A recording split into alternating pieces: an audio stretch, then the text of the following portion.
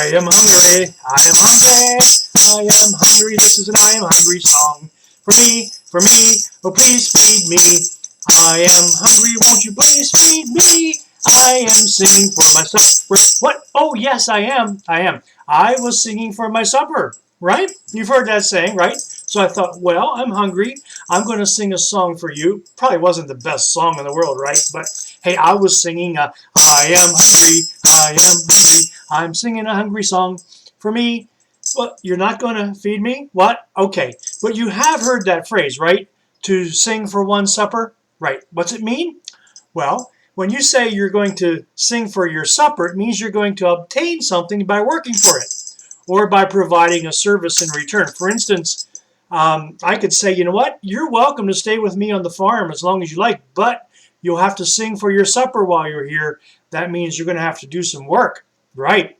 So it also means to do something for somebody in order to get what you want or need. If you have to sing for your supper, you have to do a particular job before you are allowed to do or have something that you want. So you earn a benefit or a favor by providing a service in return. I could say this to Susan. Susan has to clean her room before she's allowed to go out with her friends. She really has to sing for her supper. That's right, she has to earn it. Well, this phrase, singing for your supper, has its roots in the European wandering minstrel time, when there would be singers that would go throughout the land and provide entertainment. And they would sing songs and they would tell stories and sing ballads. So when a minstrel would come to a tavern or a restaurant, as we call it, they would sing, they would provide entertainment, and then they would be provided with a meal. So they would sing for their supper. That was their payment. Now, oftentimes a talented minstrel or a singer could attract a lot of people to come to that tavern or the restaurant, so it was worth it for the owner to pay them with food and drink as long as they would keep on singing. The phrase sing for one supper is first mentioned in print in the early 1600s. And then it was popularized by the nursery rhyme, which was written in the mid-1700s called Little Tommy Tucker. Remember that one? Little Tommy Tucker sings for his supper. What shall we give him? White bread and butter. All right, I want a little bit more than white bread and butter if you're going to feed me. I am hungry. No. Well, yes, you know, it is a part of life that we have to work in order to receive something. We work at our jobs for wages and for payment. We have to fulfill obligations and duties for others in order to receive payment and services. 1 Thessalonians 3, there's a verse that says, we said to you, anyone who won't work shouldn't be allowed to eat.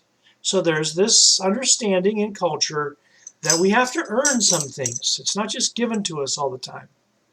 Psalm 128 verse 2 says, your work will give you what you need. Blessings and good things will come to you. Now see, it's based on your work. Then you will get the things that you need. And that's the way it is. We have to pay for things. We can't just get them free. Except there is one thing that is free, and that is God's love and God's salvation for each of us. Now, there are some people who think we have to do good works, and we should do good works. But doing good works doesn't earn us our salvation. No, Ephesians 2:8 and 9 says, God's grace has saved you because of your faith in Christ. Your salvation doesn't come from anything you do. It is a gift of God. It is not based on anything you have done or works. That way no one can brag about earning it. In Romans 11:6 we read, and if you are chosen by grace, then you don't work for it. If that were true, then grace wouldn't be grace anymore. You see, God has given us the gift of salvation, our redemption, at no cost, by the death of Jesus Christ and by God's love for us. We don't earn it. In fact, we could work and work and work and do all kinds of wonderfully kind things, but without the gift of Jesus, we would not be able to have and receive our salvation. So we may have to sing for our supper, and we may have to work to get our wages, but one thing that we don't have to work for is God's love for us and God's grace and God's gift of salvation. It is free. So freely accept God's love for you. Know that you don't have to do a thing to receive it. Once we receive it, then we want to be the kind of people that Jesus asks us to be.